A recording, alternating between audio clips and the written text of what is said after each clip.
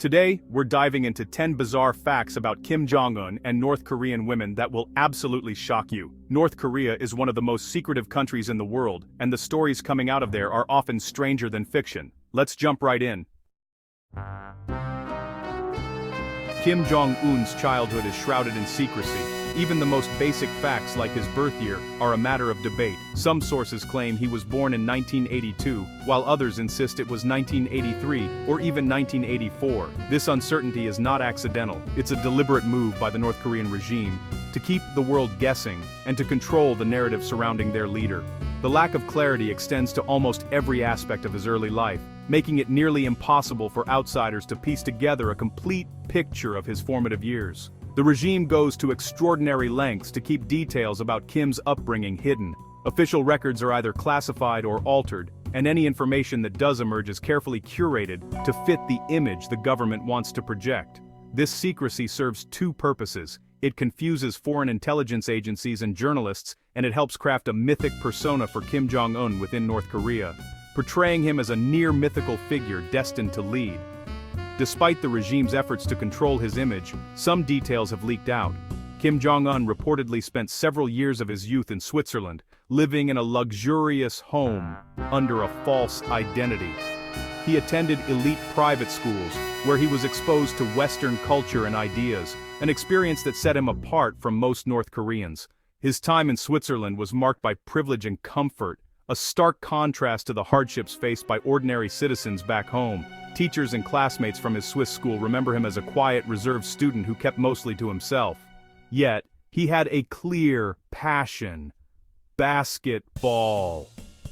Kim was reportedly obsessed with the sport, especially the Chicago Bulls and their legendary player Michael Jordan. He would spend hours watching games, collecting memorabilia, and even trying to emulate his basketball heroes on the court. This fascination with basketball would later become a quirky but well-known aspect of his personality. Despite these glimpses, very few authentic childhood photos of Kim Jong-un exist. The North Korean government tightly controls any images or information from his early years, releasing only carefully selected photographs that reinforce his official image. The rest are locked away in archives, inaccessible to the outside world. This level of control ensures that his past remains as mysterious as ever.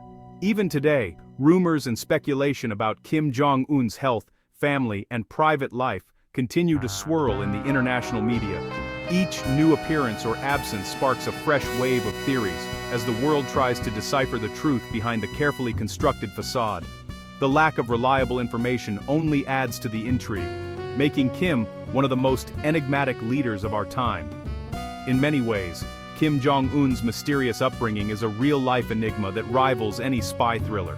The combination of secrecy, misinformation, and myth-making has created a leader whose true story remains hidden in the shadows, leaving the world to wonder what really happened during those formative years and how it shaped the man who now rules North Korea. In North Korea, women can only choose from a list of government-approved hairstyles, about 15 to 18 options. No wild colors or trendy cuts, only simple conservative looks are allowed. Hair dye is banned, and breaking the rules can mean fines or worse. These strict rules are meant to weed out foreign influence and enforce conformity. For North Korean women, even hair is tightly controlled by the state. Next time you pick a hairstyle, remember the freedom you have. In North Korea, military service is not just a duty for men. Many women are also required to serve. For countless young women, this journey begins as early as the age of 18, when they are called upon to join the ranks of the Korean People's Army. The government mandates this service, and for many, it is not a choice, but an obligation that shapes the course of their young adulthood. Once enlisted, these women face a commitment that can last up to 7 years, a significant portion of their lives. During this time, they are separated from their families and communities, living under strict military rules and routines. Life in the military is notoriously tough. The discipline is strict, with little room for error. Soldiers endure harsh living conditions, often sleeping in crowded barracks and training outdoors in all weather. Constant surveillance by superiors means privacy is almost non-existent, and every action is closely monitored. The pressure to conform and obey is immense, and punishments for mistakes can be severe. Some women, through hard work and determination, are selected to join elite units. These units are often showcased in parades and military ceremonies, representing the strength and discipline of the nation. Others serve in specialized roles, such as communications, logistics, or even command positions. These roles can bring a sense of status and pride, but they also come with huge sacrifices, long hours, intense scrutiny, and the constant pressure to perform. The regime often highlights female soldiers in grand parades and public events, using their image to promote national unity and strength. These displays are meant to inspire pride among the population and show the world a disciplined, loyal military force. However, behind the scenes, the reality can be very different. Defectors who have escaped North Korea share stories of abuse, poor living conditions, and a lack of basic necessities.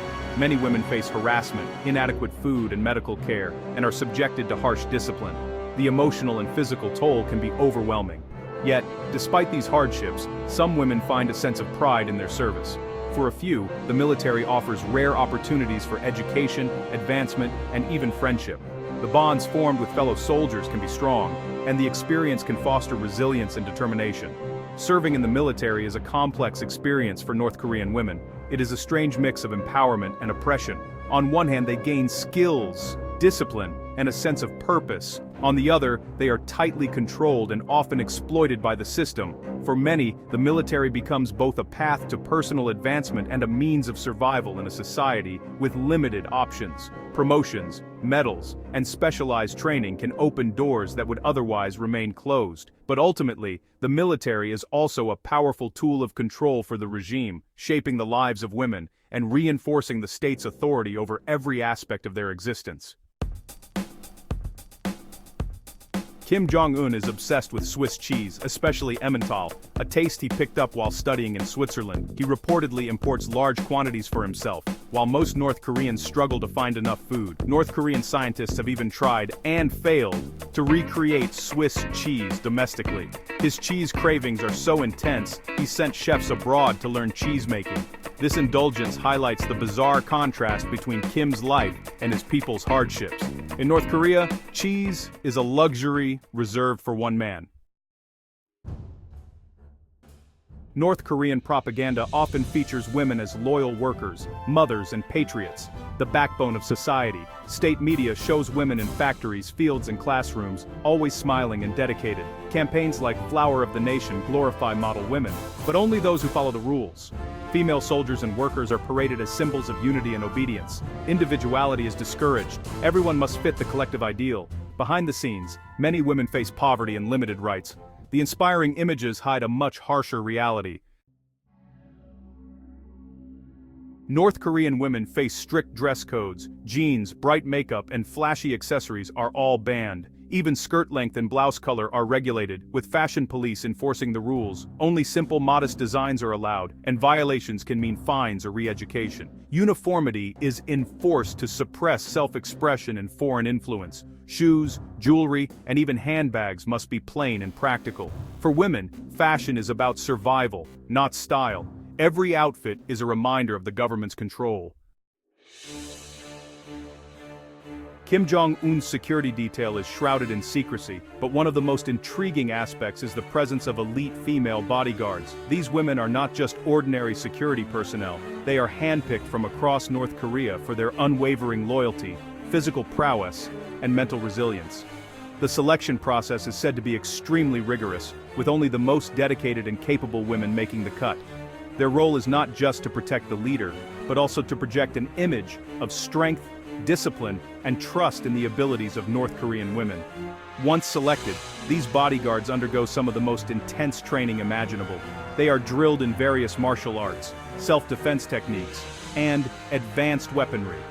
Their daily routines are grueling, involving hours of physical conditioning, tactical exercises, and mental preparation. Living under strict discipline, they are expected to maintain peak physical fitness and razor-sharp focus at all times. The training is designed not only to prepare them for any threat, but also to instill absolute loyalty to Kim Jong-un and the regime. One reason for choosing women, according to some analysts, is that they tend to attract less suspicion in public settings. female bodyguards can blend seamlessly into crowds, making it harder for potential threats to identify the security detail. This element of surprise is a crucial advantage, especially during public appearances and large gatherings where the risk of attack is higher. Their presence also serves as a psychological tactic. By surrounding himself with highly trained women, Kim Jong-un sends a message, both domestically and internationally, demonstrating his trust in women's abilities and the regime's commitment to gender equality, at least on the surface.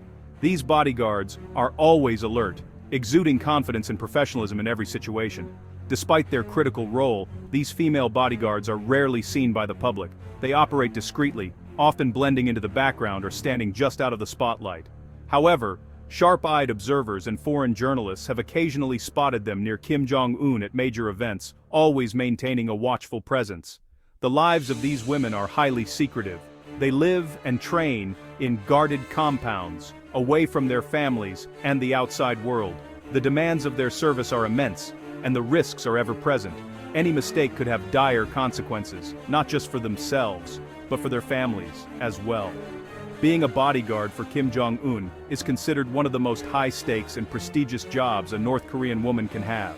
It requires absolute dedication, courage, and a willingness to put everything on the line for the leader and the nation. Persistent rumors claim North Korea has a secret pleasure squad, women chosen to entertain high-ranking officials. Selected for beauty and talent, they're reportedly trained in music, dance, and etiquette. Their existence is officially denied, and details are hard to verify. Some experts say the stories are exaggerated, but others believe there's some truth. Whether real or not, these rumors highlight the extreme inequality and lack of choice for North Korean women. It's a chilling example of life under a regime obsessed with control. In many North Korean families, women are now the main breadwinners, running small businesses to support their households. These businesses, often illegal, range from selling food at markets to cross-border trading. Women risk arrest and harassment, but their efforts keep the fragile economy afloat. This shift has changed family dynamics, with women as primary providers. Despite constant threats, their resilience is inspiring. These acts of independence are risky but vital for survival. North Korean women's resourcefulness is quietly reshaping the country. Breaking even minor rules can mean severe punishment for North Korean women, fines, forced labor, or worse. Wearing banned clothes or watching foreign media can lead to public shaming or labor camps. The government uses fear to enforce conformity, especially among women. Defectors tell of friends disappearing for small infractions. Every choice, from fashion to entertainment, is a risk. For North Korean women, following the rules is about survival. It's a matter of life and death. Those were some truly bizarre and eye-opening facts about Kim Jong-un and North Korean women. If you found these facts surprising, hit subscribe and let us know which one shocked you most. Thanks for watching. See you in the next video.